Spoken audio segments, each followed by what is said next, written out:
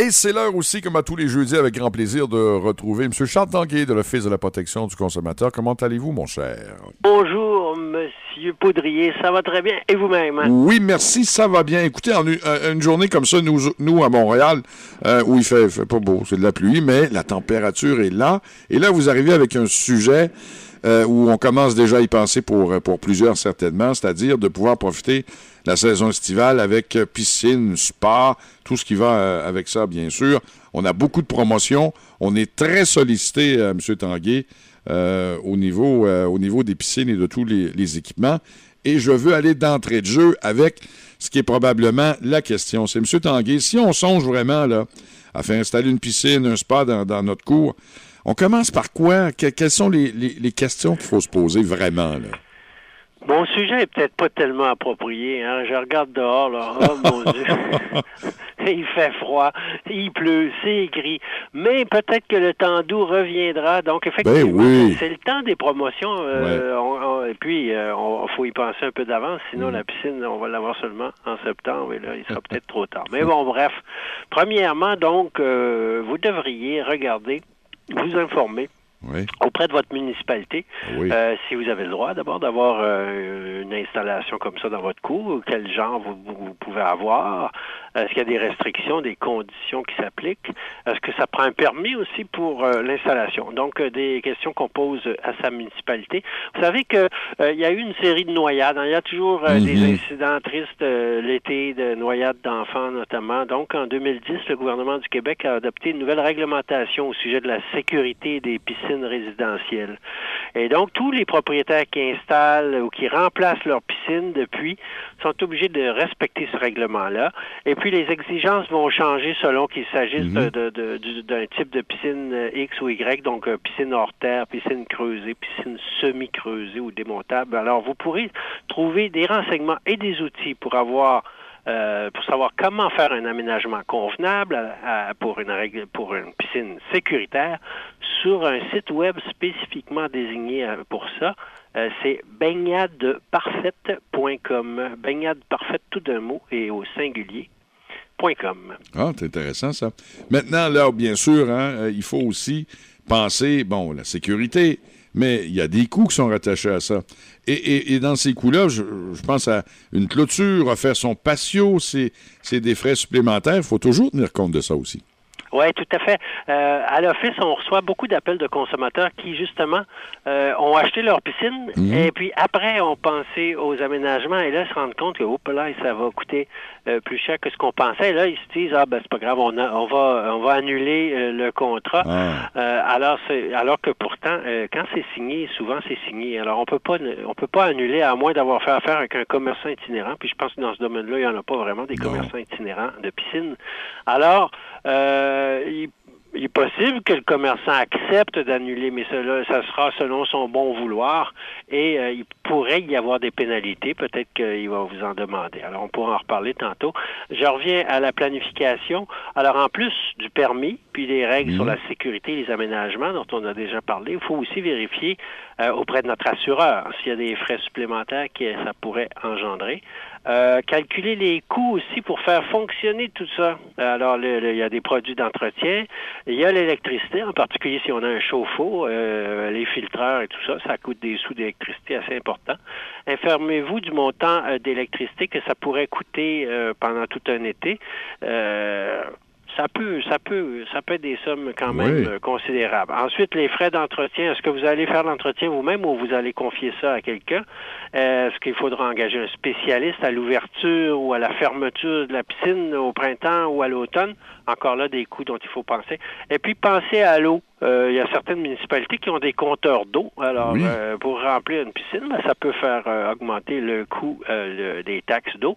Alors, on additionne tout ça, puis là, on va voir ce qui reste pour la piscine elle-même dans notre budget. Oui, c'est déjà pas mal. C'est quand même un achat sérieux. Maintenant, quand on magasine, il y a peut-être des conseils que vous pourriez nous donner, là, des choses qu'on doit regarder, auxquelles on doit penser. Alors, le conseil habituel, évaluez vos besoins, évaluez vos moyens, parce que dans ce domaine-là, évidemment, il y en a pour tous les prix. Et puis, méfiez-vous des tant qu'à faire. Alors, ça finit toujours par faire grimper la facture. Tant qu'à faire, on va faire un plus beau patio. Tant qu'à faire, on va s'acheter un nouveau mobilier de piscine, etc. Alors, vous allez voir beaucoup d'annonces ces temps-ci dans les journaux, à la télé. Puis vous allez pouvoir rêver. On fait souvent miroiter un prix par semaine ou un prix par mois. Donc, ça paraît tellement accessible. Mais attention, c'est important de savoir pendant combien de semaines, combien de mois vous allez payer ça. Alors, portez attention aux frais de crédit qui peuvent s'ajouter si vous prenez un plan de financement. Et puis, au coût total de votre achat. C'est sûr qu'en janvier, quand on paye sa piscine encore, ou à Noël, et puis qu'on se baigne pas, c'est peut-être un peu moins drôle. Alors, au bout du compte, il faut faire attention à la grosseur du montant annuel. Donc, calculez, magasinez et soyez réaliste dans votre budget. Maintenant, ça, c'est la chose importante, certainement. Qu'en est-il? Ça ressemble à quoi dans le milieu de la piscine? Les garanties, M. Tanguay. Bon, normalement, un fabricant, un installateur devrait garantir sa piscine ou son spa. Vous vous informez bien sûr de la durée, des conditions de la garantie. Vous éviterez des mauvaises surprises. Par exemple, dans le cas d'une piscine hors terre, on voit souvent des dommages à la suite de l'hiver. Il y a eu certains hivers qui ont été peut-être plus durs sur les piscines hors terre. Et là, vous ne voulez pas, évidemment, que votre piscinier vous dise que vous pouvez rien, il peut rien faire pour vous parce que vous avez mal fermé votre piscine. Alors, il peut y avoir des exigences sur la façon d'entretenir sa piscine qui pourraient être invoquées pour vous refuser une garantie. Il peut y avoir aussi des garanties supplémentaires, parfois qu'on appelle les garanties prolongées.